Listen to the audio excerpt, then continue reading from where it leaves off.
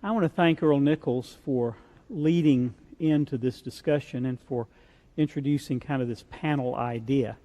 And what I'd like to do is ask each of our panelists who are experts in their particular fields, and they bring a type of expertise to this conversation about holiday hope that will, I think, take it to the next level from what Earl's been talking about. So let me introduce Dr. Angela Sims. Would you tell a little bit about yourself? Sure. I am a developmental psychologist. My area is primarily child and adolescent, but it's also family. I've been at the Pastoral Institute for 12 years now, and when I started there, they really didn't have a formal children's program, so I helped to start that, the Children's Center. And we have now 5 or 6, maybe 7 or 8 therapists that specialize working with children and teens, and we offer individual and family counseling, and we've been offering social skills groups, but those kind of went to a halt with our COVID, shutdown. We're looking at resuming some of those maybe in the spring. And right now I'm primarily doing psychological evaluations and supervising staff. Prior to coming to Columbus, I had come out of Missouri and was a children's director for a very large mental health center. So I've had a lot of breadth of experience of working with children in all kinds of situations. You're bringing the children's connection to all of this in yes, so many ways. I hope so. Well, thank you. Earl, Earl Nichols, would you introduce yourself further? Yes. I'm Earl Nichols. My doctorate is in marriage and family therapy. I'm a senior pastoral counselor at the Pastoral Institute, director of the Turner Ministry Resource Center. My interest in this subject is both professional and personal. I've been in a extended family that has had many tragic losses, people murdered, sudden infant death syndrome, just so many of those in personal life. Entered the ministry in 1973, and so as the pastor of congregations, had to deal with the funerals, grieving families, became a hospital chaplain, working primarily with the terminally ill, oncology patients and their families. So I've been interested in understanding, pursuing, and supporting grieving people for decades. Thank you, Earl. Appreciate it.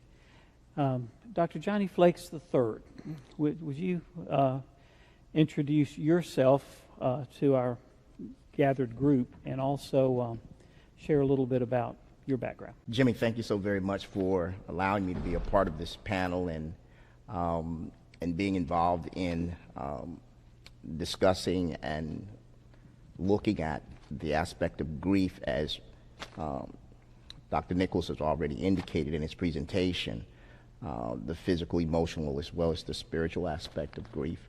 I too, from a professional as well as personal, grief has impacted my family and also me personally with my father. He actually will celebrate his 8th year of death in this month. And so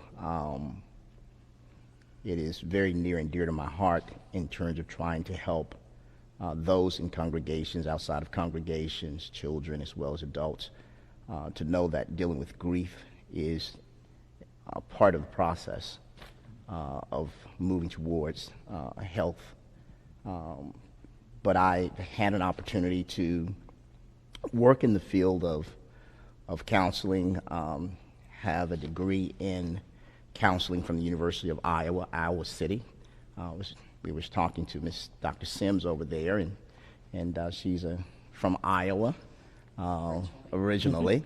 So there was a connection there, but also have an MD from Morehouse School of Religion, Interdenominational Theological Center in theology and pastoral care, and have a doctorate in ministry from Mercer University, McAfee School of Theology. And so have been in the field of counseling, pastoral care for over 20 years. Worked for a behavioral medicine company before I even thought about getting into the ministry, with Comprehensive Care Corporation out of, at that time, Irvine, California. And I was a manager as well as a clinician in working in chemical dependency, stress management, as well as eating disorders. So you bring that expertise to us as well today. Thank you. Thank you. Thank you, Johnny. Tom Waynick, would you share a bit? Yes, thank you, Jimmy, for inviting me today. I am the CEO and director of the Pastoral Institute, and I came to the Pastoral Institute 5 years ago out of a long career in the Army. I worked as a chaplain for 35 years and was privileged to be a part of a program in the Army called Family Life Chaplain. So the Army actually paid for an additional master's degree in marriage and family. And when I came back from Iraq, I was able to actually be the director at the Family Life Training Center at Fort Benning for 4.5 years. And from there, I went up and sat on committees that made Army family policy, some of that around dealing with survivor outreach services, so dealing with grieving families over the death of their loved ones in the war. As I listened to Earl talk a few minutes ago, I was reminded of a workshop that I sat in probably about 36 years ago, 37 years ago, where a young social worker at that time, Dr. Patricia Love, who has since gone on to be a master around family therapy, but at that time she was doing workshops for clergy and social workers, and she said, you know, when you have somebody sitting in your office, it's almost a guarantee that you have grief in the room. And so much of life is about loss in the midst of joy, and sorrow in the midst of living, and it touches us in many, many different ways. And we don't have to look far in this time of COVID-19 to realize that this virus has brought a multitude of losses.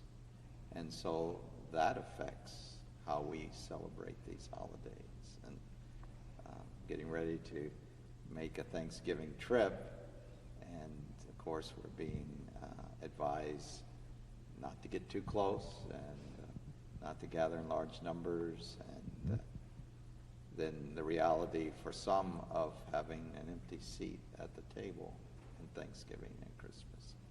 So I'm glad we're discussing this. Earl did an excellent job, and thank you for inviting us today. Well, thank you for being a part as well. That's a good transition for us, because what Earl has said is kind of a base to what we're talking about, and all of us agree, I think, that some of the stressors and some of the grief and other things that we face kind of knock the wind out of a holiday season, and it's kind of exacerbated by the fact that it is a holiday season and there's so many things that we expect that sometimes are not there. And I'm hoping this panel will kind of help breathe some spirit and hope and breath back into this whole season for those who watch and those who process what we're talking about. Would any of the rest of you like to react to what Earl has said, and kind of maybe from your own personal experiences, things you've seen and how you've seen hope breathed back into lives?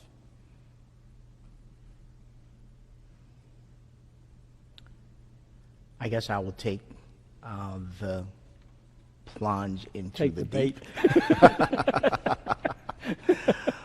But I am also the pastor of the 4th Street Missionary Baptist Church, and one of the things that has really provided during the holiday season is a ministry that we call Partners in Christ Caring Ministry. And the whole purpose of that ministry is to make sure no one walk alone through death, or the celebration of a baby, or the retirement, or if someone loses a job, because as we know, grief is not just associated with physical death, but it could be death in the losing of a job or the death in a divorce. There may be different aspects, but this ministry really helps with coming alongside.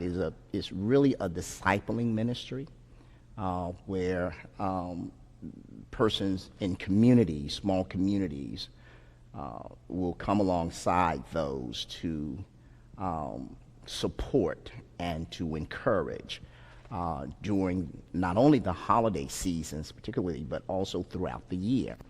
And so that has been a tremendous support system in providing encouragement and hope.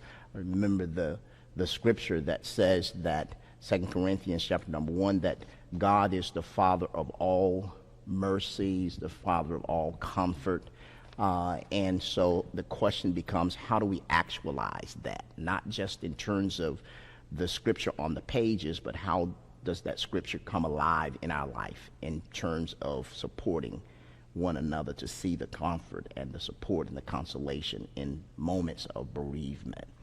So that is something that I really am very thankful to God that we have in place that can live out hope and support to those within our congregation.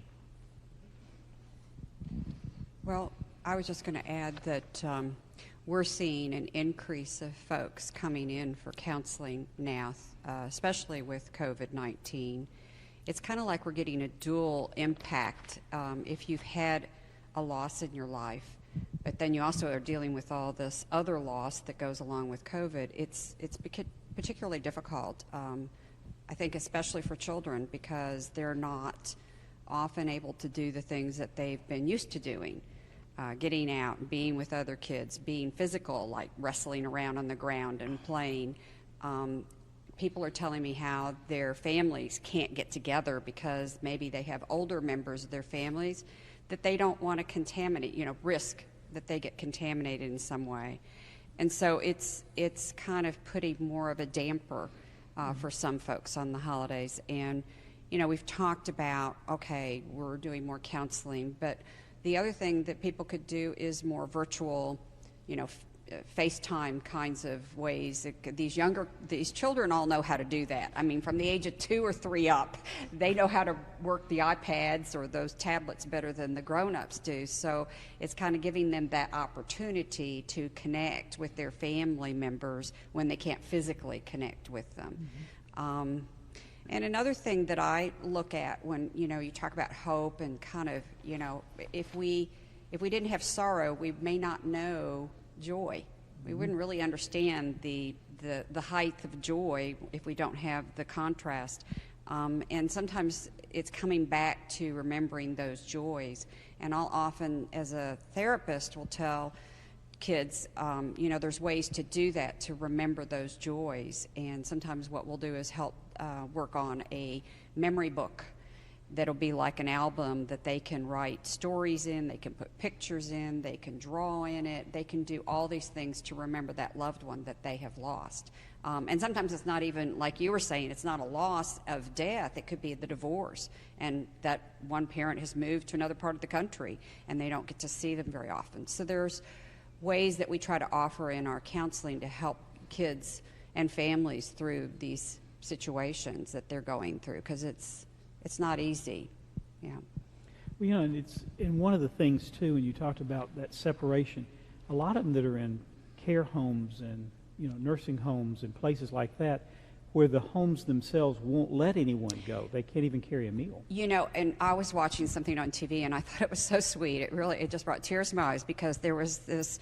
It was a news program about one of the nursing homes, and the grandfather was at the window, and the whole family came to the window, and they communicated through the window. Mm-hmm. And it was really, it was very touching, because they had to have some kind of connection, but they couldn't go in. Right. So this was, their way of doing that, and it was really sweet.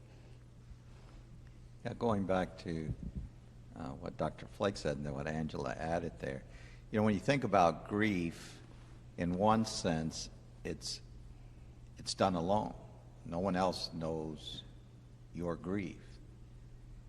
And yet there's also a challenge that it be done in community, and thus programs like Dr. Flakes was mentioning. When you think about loss, it truly is not good that man be alone.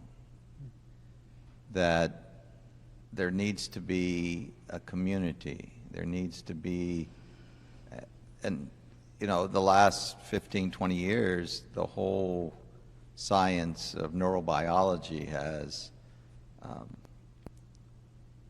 reaffirmed the fact that we as human beings are hardwired to be in relationships. We're hardwired to be connected in safe, caring crucibles of love. And that's why losing someone very close to us and who's part of our crucible is so painful, because that person has been a part of our lives and given us a sense of well-being. And all of a sudden that's not there. And I know that a good time to reach out, a good time to visit is usually around the holidays, because people can, in their grief, feel very isolated and alone. I know as a pastor years ago that I would often intentionally go out and visit the widow or widower about a month after the funeral, because that's about the time that community support, which gathered around and was there, has kind of evaporated, not because people don't care, but people get back into their routines. And so I would just advocate for all of us to be sensitive to those who's celebrating their first Thanksgiving or Christmas without a loved one, and how we might be there for them in some way. You know, so much of it deals, and I think Earl touched on this, but so much of it deals with the symbol. I mean, the empty seat at the table kind of thing. There's a symbol there that you can't escape, that Daddy always sat at the end of the table. My mom died around Christmas, and you know, there were certain things that through the years Mom had always done and been a part of. And you know, when you make that particular dish Mom made, that is something that that brings out all of those memories and just kind of opens it all up again. So, and I wanted to add, you know, what you were saying, Tom, about the neurobiology, because for children, it can look really different depending on the age. Children are more social, emotional creatures when they're younger. They understand things more from their sensory input rather than having the logic that comes in when, you know, we're teenagers. And a lot of times their behavior can be more agitated or hyperactive. They can look totally different than what you would think grief would be, but it's their way of kind of figuring it out, acting it out, responding to it. And a lot of times they don't understand it at the level that we do. And this is where you can see children act out in negative ways. I'll give you an example. I've worked in a lot of different states. So I was working in North Carolina, and a father brought a child to me who had shoplifted at a store. And so I'm getting the history. Well, it turns out that his mother was killed, murdered, outside in her car of that store, outside that shopping center. And so this was this child's way of dealing with that loss. And so we did a lot of work to help him experience his emotions in a more appropriate way and work through all of that loss, which I have to say lifelong is never completely worked through, because he lost his mother at such a young age and in such a traumatic way. And that's the other piece that goes with grief having worked with the military, trauma grief is much harder sometimes to resolve for someone than, you know, something where you sort of know as you're an adult and you sort of know and expect. But with kids, it can just look so differently. And so when parents get frustrated because their child is acting out and running around and being hyper and getting aggressive or whatever, that may be fairly normal for them. And sometimes kids just need physical touch to help them with their grief. That they need that comfort, that physical comfort. And, they need the little rituals that kind of give them this sense of, I'm safe, I'm secure. Kids often will go... I have a lot of moms that I've worked with that have lost their husband, and those children often have lots of separation anxiety with the mom because I've already lost one parent. I'm not risking losing another one. And so we work through on, that whole sense of getting that safety and knowing that they're going to be okay, that they have, other people that are going to love on them, and that they're not, having to, cling to mom 24/7. But when the hyperactivity kind of response comes, then they get disciplined for acting out. Yes. Which distances them from the very touch and need that they have, Yeah. it seems. And sometimes it's like you just want to gather them up and bring them to you and just say, I understand you're feeling this way. I mean, tell me about it. Or just, and I encourage children to draw, because sometimes they can draw out what they can't talk. And sometimes you just get out toys, dolls, and Play-Doh and things like that. It's a way for them to express themselves. But you're absolutely right. You discipline, you get in trouble. You get sent away. And what you really need is being brought closer. I think one of the things that during this COVID pandemic has really challenged me as a pastor to really examine and evaluate how can we and how can I pastor within this pandemic in a different way. With the deaths, not only in terms of as it relates to our country, total deaths, but the deaths within the congregation, whether it's due to COVID or whether it's due to other illnesses that a person succumbs to, it has really caused me to intentionally and purposefully look at how to pastor differently, and to also to bring about an awareness that death is a reality. We're all going to die. Within the context of our theology, our Christian theology, if we go back and we begin to look at what God promised, He is true to His word. The question becomes, how do we actually deal with it? And so the Pickham I was mentioning to, we would go out, the small communities, once they heard about a death, they galvanized. Messages are sent out, and they galvanized to bring food, because again, that becomes about fellowship, breaking of bread, the whole thing, community. We can't do that now. So how do we still become that support system in the midst of? So it is intentional that people would now make phone calls. It has to be intentional, to make phone calls, or to text, or to, if you have Facebook, to Facebook, or send cards of encouragement. We're with you. Thank God for the Zoom, and thank God for the WebEx. Thank God for the platforms that we have that allows for connecting one with another. That's an intentional word that we use pretty consistently in terms of how do we stay connected within this disconnected time in which we find ourselves in, even for our young people, that we try and continue to encourage to connect in some way in terms of using these platforms. It may not be the ideal, but it provides some connection. And that has, you even go, and I know, Jimmy, you've experienced this, and Tom and others may have experienced this, but, even if for the military, graveside, we don't bring persons within the sanctuary to do the, because of the COVID, and you go to the graveside, you've got 15 minutes, and you can't hug, or you can, but you want to practice physical distancing. And so how do you continue to encourage those persons? I found myself, designating a particular day to just call, particularly the elderly, keeping contact with young adults, middle-agers, to hear the voice. Every Friday, consistently, we do a calling post, to the entire congregation, because it's so important that they are able to associate that someone really have not forgotten them.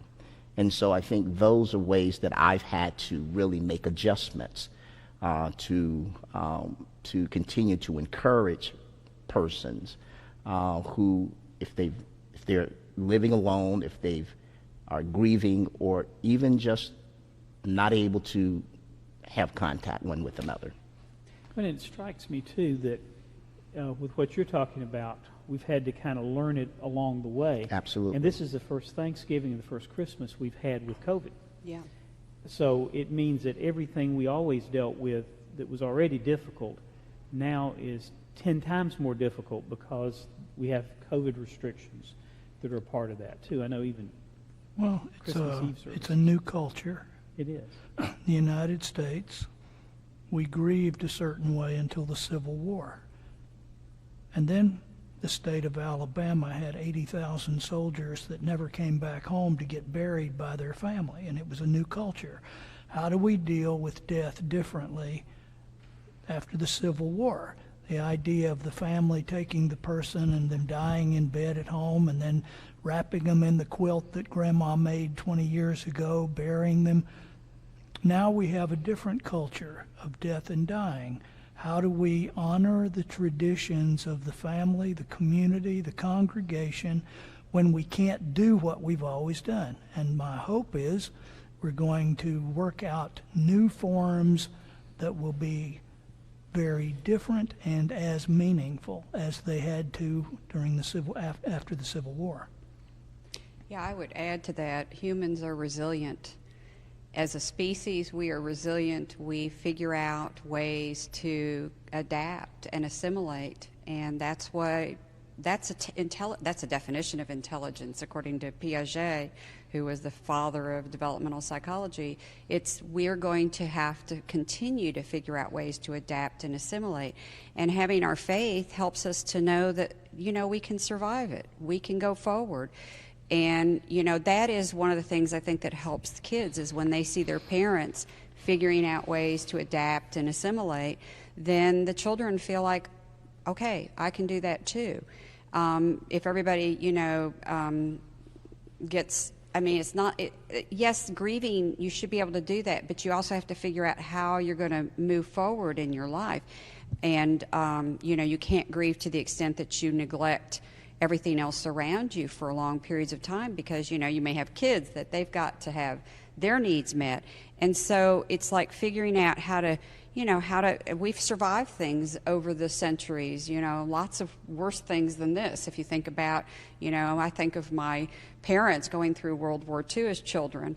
That was that was a long period, and it wasn't a pleasant period. What people went through with the Civil War, what people have gone through historically, and we figure out ways to do it. And I think coming together as family and community helps us to do that. The difference on this one is that we can't get as close to each other as we could in other situations. So we have to figure out new ways to do that. And I think you were talking about that, Johnny, of just, using our technology, which kids are real good at. And if you don't know how, they'll show you. I promise you. And the grandparents are getting good at it, because now they're asking the kids to teach them. Exactly. And because they don't, we don't have other things to do. So it's like, okay, we're going to go to the technology. We're going to have a Zoom workshop over, to show and grandma I think how the kids to Zoom. kind of like that. They really absolutely. liked showing the grandparents how to Absolutely. use it. So, yeah. One of my favorite authors was Andy Lester. Yeah. And Andy, many years ago, wrote a book on hope in pastoral care and counseling. And I've kind of adopted Andrew Lester's metaphor. He talks about we in relationships have a past story. The past story is grandpa was abusive and an alcoholic. Our dad was loving and compassionate. We have a past story. In grieving, we have a present story, and that is, how do we go through this part of life without grandma or dad or a child? That's a present story. But Andy Lester said hope is the future story. And a story has people, and a story has a plot. There are things that go into a story. So working with people in my office as a therapist, one of the metaphors that I use with them is, you have a past story, and I want to talk with you about what was in that story. It's a very real story. And right now you're dealing with loss and grief and pain, the anguish of losing somebody, and that's a present story. But I want to talk with you about the future story. That's where hope is, in how you design, write, and live into your future story.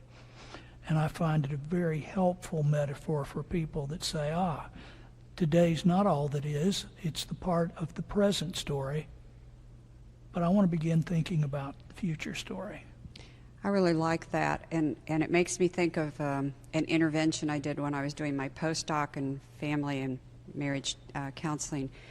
Is I had a young lady who had a lot of grief issues and a lot of acting out behaviors, and she was really lost, had no sense of identity. And so I was struggling with getting her to go forward, and so she had a very extended family.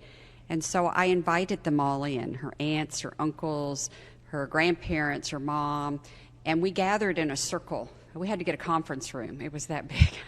We gathered in a circle, and she sat I put her in a chair in the middle of the circle, and I told her, I want you to listen, because everyone else, several of the family members already told me that they, what they thought, And so each of them, we went around, and they each told what their dreams were for her. And she got to hear each one of them. And by the end, we were all emotional. And, that was the turning point in her life, because she had lost hope. But when she heard all the hope of her family, it was like she could see the future. That's amazing. It strikes me that with what you were talking about, Angela, and that in the middle of all this COVID thing, we've talked about death, dying, the loss, and all of this.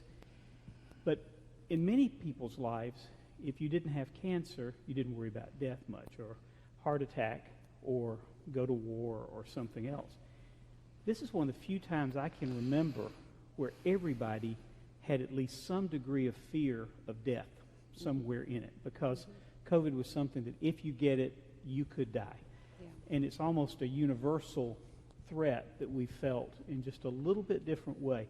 Maybe not acute, but it still at least makes us have to entertain the possibility that you could get sick, because there are people who have died that did not seem to be presenting anything that would have caused that to happen.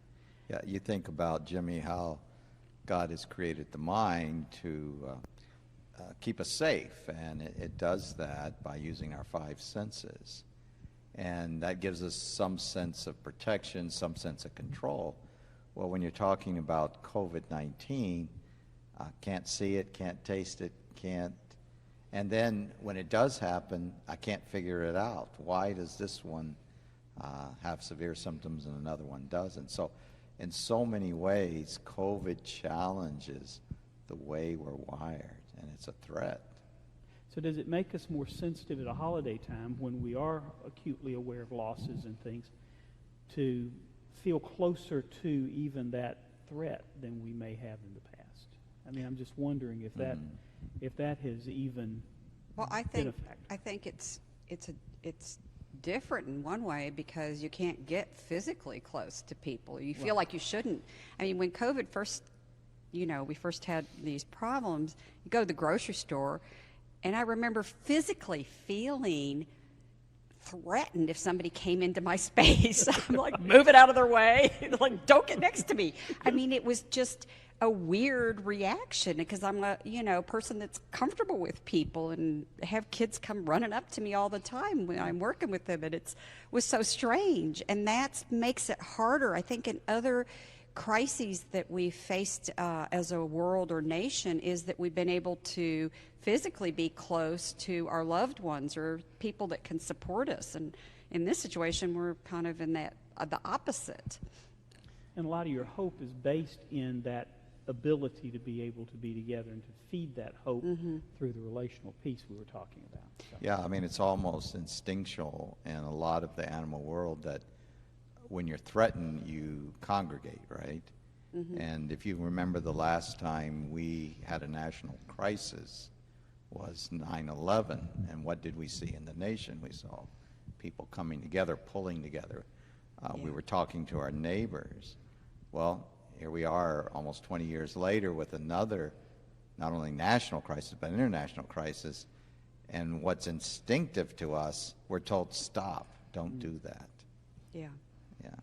And I even think just from a spiritual perspective, when we talk about relationship within the body, you know, the body of Christ, as opposed to just religious in terms of just following, you know, routines and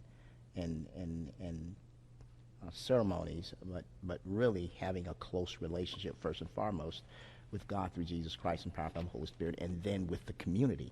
And now we're saying, you know, we can't even come and congregate, you know, as the corporate body, and that makes it tough. But I think even more so, if I can add an Afrocentric context, which a lot of the fellowship and the gathering is around eating and food and coming together, you know, and now that is very much, you know, threatened, and it's very challenging to not do that in every ethnic group, I would imagine, but particularly from an Afrocentric perspective. I really appreciate what Earl said, though, in your presentation, particularly in terms of grief, and that is the cure for grieving is to grieve. But also, it's okay to say no, because no is a complete sentence. And I think for that, for us to be able to resonate that during this holiday season, it does not make it seem strange as much for us, in that we are continuing to ask that if we really care for someone, then we want to protect them within the context of this COVID pandemic. How do we communicate that, one, for the person like myself who have an empty seat at the table during this Thanksgiving 3 days from now? I remember our families coming together, brothers coming from out of town, sisters coming from out of town, our children are coming, granddaughter, you know, coming, and, you know, and gathering. That was just a part of the gathering. And now we're saying to our daughter, our granddaughter, hey, if you're going to come home, you're going to have to stay here. Stay in. You can't just go every place. So there is intentional parameters and boundaries being set, you know, even for our mother, you know, wanting to make sure that she's protected. She's 85 years old, you know, and so we have to shift paradigms as it relates to how we can still show care and give hope, you know, even during this holiday season, that if we are not able to come over, how can we continue to show that we care by saying we want to protect you from, particularly if you're compromised, you have diabetes, you have, you know, hypertension, and which makes it even more, you know, susceptible to possible infection or getting this COVID disease. So for the African American community, it's been tremendously difficult, and goes really against what we usually do around Thanksgiving and Christmas. You know, and I wanted to add, you know, when Earl, you talked about the cure for grieving is to grieve. You know, I think people sometimes get this idea because we hear of the Kubler-Ross stages of grief, and we think we need to go from 1, 2, 3, you know, on down the list. The linear model. And people need to know and understand that you move around in that list. It's not like you're going to always be getting all the way to, you know, okay, I'm going to accept. You may have periods where you've kind of gotten to acceptance, and then you go all the way back up to, I can't believe this happened, or anger, and that is normal. It's normal. And children a lot of times bounce around even more because they're really struggling with the whole meaning of it. And it's a developmental thing too, because when you're really little, you don't always know what death means. When you get older, teenager, you have this understanding of death, but then there's losses. Like, you know, if you lost a parent, now that parent won't be there when you have your first date, or when you go on to your prom, or you go to graduate, or when you get married, or if you have children, or whatever it is that you're doing, you go to college, all those different things. That is a different loss. And so those things come back. They come back. And you talked about that with your mother. And those anniversaries and those events that are lost, they come back. Yeah. I think that's something we need to highlight right here, because of all the time I have dealt with this, I don't know that I've ever heard a professional articulate it quite that way. The fact that it does backwash sometimes, because you're talking about the linear model. That's really what you're taught in most basic counseling stuff. That you go from here to here to here to here, and then somehow you emerge at the other. You're going through a tunnel, and we know practically that's not true, but it's rarely ever articulated that way. So, you know, grief is a process, and I remember listening to a presentation where someone was sharing a story from 9/11, and he had a client who it was an elderly woman, and she said, I'm so worried because I find myself having a little sip of wine now and then. And he said, well, I wouldn't worry about it right now. He said, tell me about your feelings. And she started talking about feelings, and they were all over the place.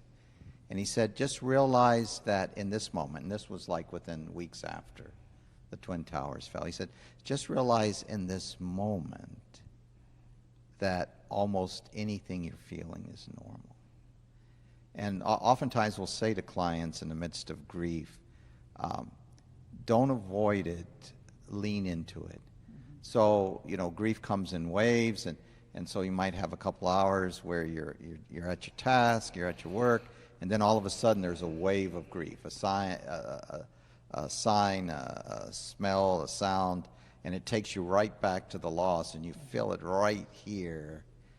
And instead of trying to avoid it, just tell yourself, that's normal. I'm grieving. That's what grief feels like.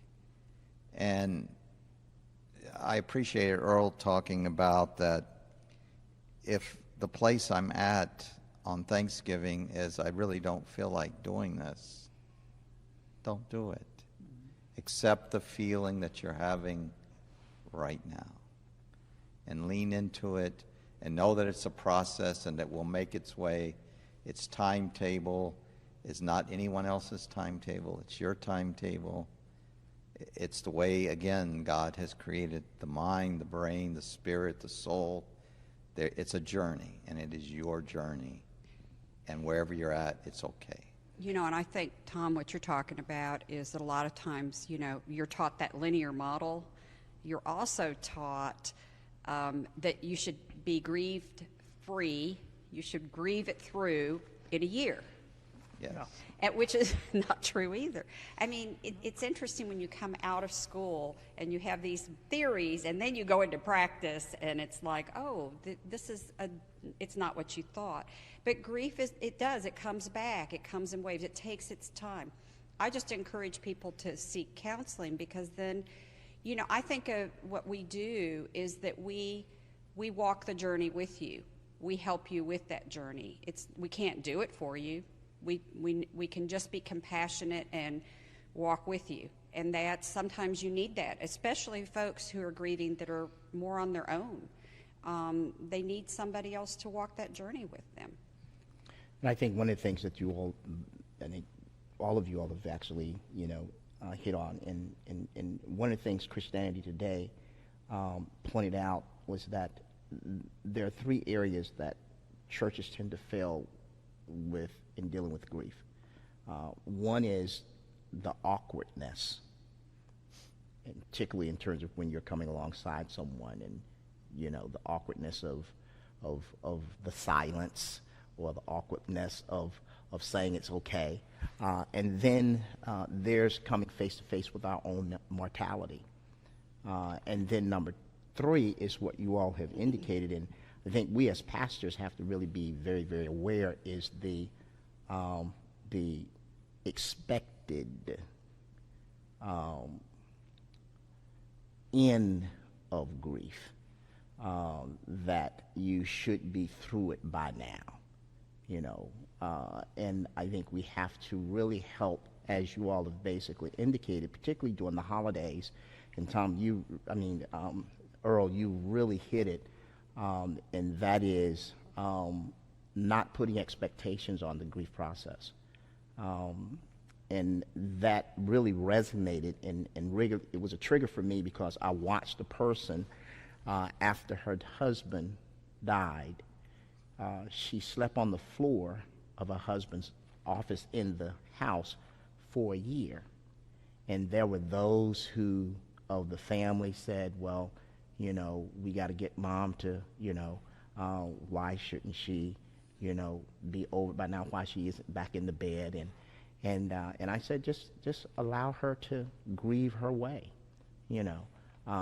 Even the granddaughter came and said, she had to maybe stop going over because the floor was too hard, because it was uncomfortable, But this wife grieved through that and made a phone call, and she called and she said, I slept in the bed for the first time. She had to grieve it her way. And there were there were expectations, but also with those expectations there were labels being placed on. Is she really in a major depressive disorder, situational depression? If she, and so she was grieving. She had been married to her husband for almost 60 years. And I think sometimes people forget, that takes some time.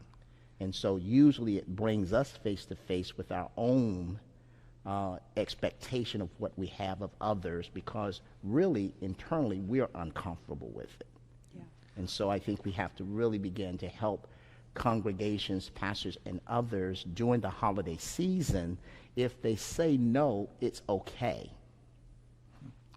It's not that we don't want you. It's okay. That's their part of grieving, and others grieve in so many different ways. So, one of the aspects of grief we didn't talk about is that how it affects our relationship to God. So, in the chaplain corps, particularly in an army at war, the expression was that war and trauma will either cause a soldier to run toward God or away from God. Well, grief resides in the same part that all of that is processed in.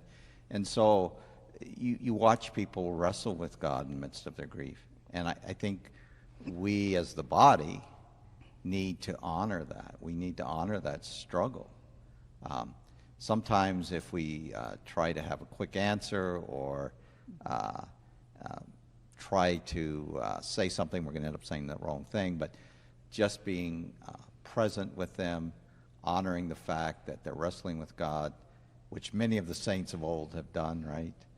And just being there in that struggle, because there is a spiritual dynamic to loss and grief. It challenges us. It challenges our faith, but it can also deepen our faith and strengthen our faith. But it's allowing people to experience that. And I think I agree with you on that. And I think that historically, and if you look at other cultures, people had more rituals that went with their grief that they could participate in. And as we become more modernized and industrialized, we have shrunk those down You're supposed to have the funeral, and I came from the Midwest, so we had the big food things too. Everybody brought food, and you all got together. I mean, it was the whole church basement, where they had the cafeteria, and everybody got together. But then it was over with. And when Tom said about going out a month later, yeah, because that's when everybody stopped bringing food to the house. But our rituals have shrunk, and they've become smaller and smaller. You're just sort of expected to go back to normal. Don't really talk about it. Go back to work. Go back to your life and move on. And in many societies, they have more rituals. And even in this country, people used to wear the black armbands. And I'm talking back in the 1800s. But, they wore it. It symbolized you were still grieving and that you had that support, at least for a year. But now we've kind of shrunk that down to almost nothing.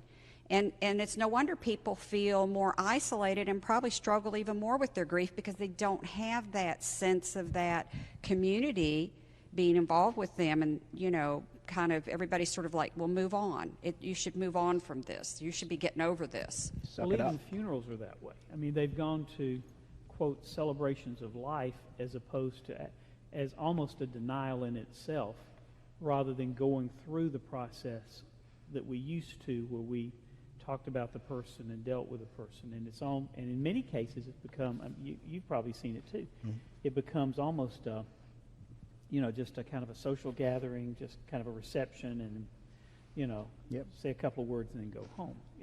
Everything has been shrunk down that way.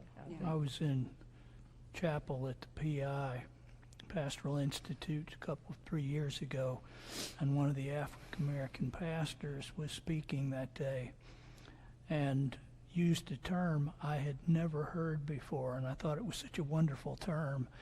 He said that afternoon he was going to funeralize someone, and I had never heard the term funeralize, and I thought, what a wonderful affirmation of both celebration and loss. Funeralized. I thought that's an incredibly wonderful word. One of the things I like to do when I start a funeral is to give permission, and what I say, and I've done this for years, is I'll say, today is a day of tears, and that means tears of joy and tears of sadness. And wherever you're at during the service, feel free to express those tears, because it is both and. But, right now what's happening, and as you mentioned, Johnny, that you can't do the services like you've done. And I mean, even having medical things going on. Let's say you have somebody that has to go into the hospital, whether it's COVID or not. You can't be there with them. You can't go in. I mean, things have changed so much. I mean, I can't even imagine the people we've had several people, at work somebody had to go into the hospital, and they couldn't go with them. And I can't imagine being alone in the hospital like that. I had that experience, not as the person in the hospital, the person going, when my father turned 50, and he had flown all the way to Japan, and had an accident and actually fell in the bathtub in Los Angeles, and he checked him out at an all-night clinic, and they said, no, you can get on the plane. He gets on the plane and almost dies because he had a broken sternum, 5 broken ribs, heart attack. He had a heart attack on the plane. So the emergency crew was there when they landed, but it's a 15-hour flight. So it's not like a really good situation. And I was working on my PhD at the time, so I ended up having to go get a visa and fly over to Tokyo and then take a train to the city that he was in, where they had the specialized hospital. And when I walked in, I just saw his face of how he had been several days with no one there that he knew. He didn't know Japanese, and how terrified he was. And then he relaxed once I got there. But, we can't do that for each other now. We can't be there. It's a medical people around. They're running around. They're busy. And you don't have that support person with you. And it's got to be really difficult for folks, both sides of the fence on that. And Christmas has often been called one of the loneliest times of the year. I mean, it's just, either a bunch of people are together or people feel just the acute loneliness of the time. And this year, we don't have the tools we normally have to be able to do that ministry to them or with those who are lonely. And loneliness is kind of a pall that's over the whole world right now anyway, with everybody having to be separated. Your grocery story and Well, store and story. I guess part of the reason I thought of that event, it's been a long time ago, but it happened over Christmas. Yeah. It happened so I spent 6 weeks in Japan with Christmas and New Year's with my dad by myself until my mother came over about 4 weeks after all of it happened. But it brought back that. And so I've resolved it. I've gone to acceptance, but it's not gone. No. And that's my point about grief. Grief doesn't really go. It was a big shock, and it was a time I thought I would lose him, and because he was dying when I came in there. But it doesn't go away just because you think you've resolved it. People ask me frequently, is there a, quote, right way to grieve? I said in my presentation, the average family loses someone every 13 years. But we all have a lot of different kinds of losses, jobs, pets, all those kind of things. And I tell people when they say, is there a right way to grieve? I say, well, my guess would be you've gone through multiple losses in the past. Your girlfriend broke up with you, you were divorced, you lost a father, you lost someone. What did you find helpful in those incidents, those situations that got you through those? And even though this is a unique situation, a unique loss that you've never had before, look for the resources that sustained you, that lifted you, that strengthened you, and see if applying them to this situation at least helps. Find out what worked and see if it will work. That's a great cap to kind of what we've been talking about. I know we're getting short on time, and so we probably need to kind of have last words. Would any of you like to just say something kind of in conclusion? What would you like to kind of sum this up for our people who are watching this, who are part of this? How would you sum it up for them? I think what you just said is a beautiful summary to that. What's worked in the past, lean into that and make that happen. Do you have anything? Well, I think also be open to new things, new ways of coping. When I went to Japan, I had never journaled before, but I ended up journaling the entire trip, and I still have that journal. In fact, I found it the other day. I have it in a file, and periodically I could, get it out and look at it. But it helped me to kind of make sense of the events and what I was dealing with, and then I would, go. In the mornings, I would go around in the city and look at sites or buy something. Then I'd come to spend the afternoon with him, and I would just talk about whatever I saw. So I really had not a way I coped before because I wasn't in even a country that I knew.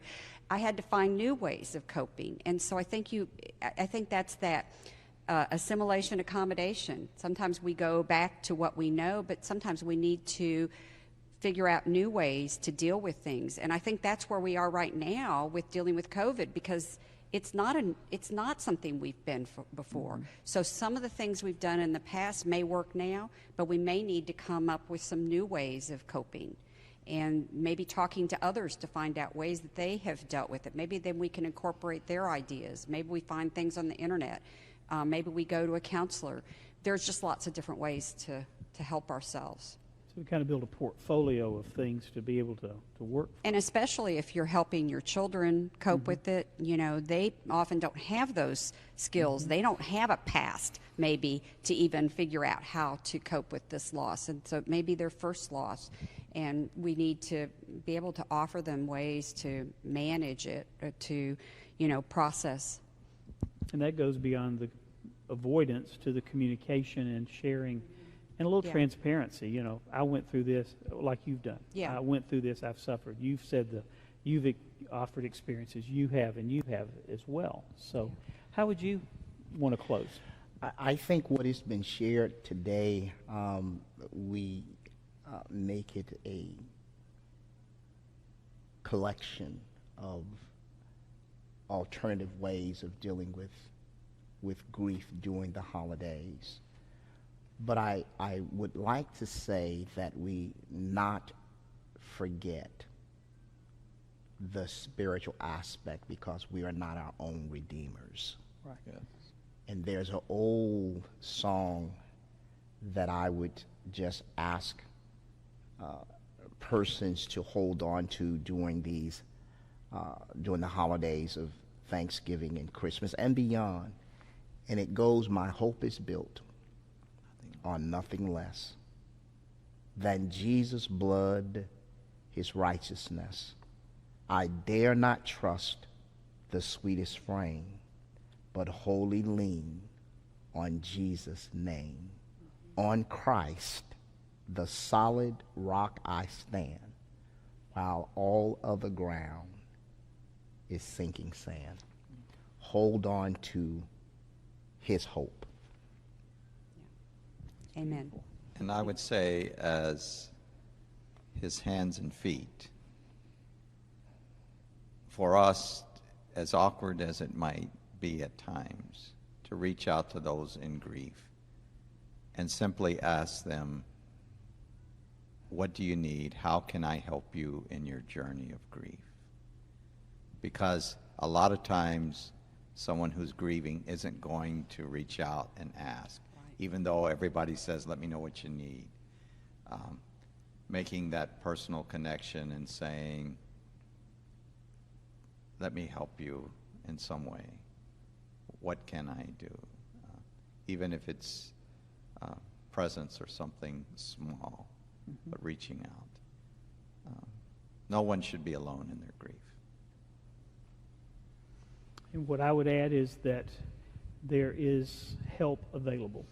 That we hope that this conversation, we hope that Earl's presentation is something that has been meaningful to all of those who have chosen to allow this to be an informational part of their lives. And I thank Angela, I thank Earl, I thank Johnny, Thank you. I thank Tom. And I'm very grateful that the Pastoral Institute was willing to collaborate with First Baptist Church of Columbus on this.